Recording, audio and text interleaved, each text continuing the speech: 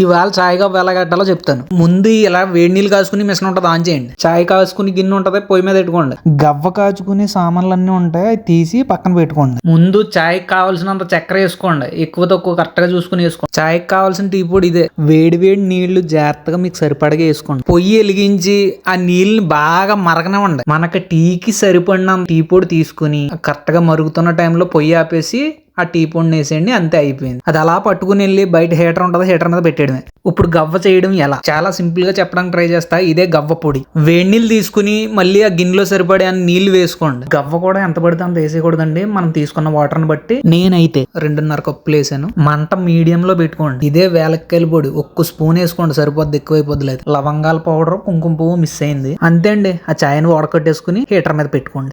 ఓ సంతేనా bro, driver గా వస్తే ఇవన్నీ చేయాలని మీరు అడగచ్చు. యాక్చువల్ అయితే చేయక్కర్లేదు.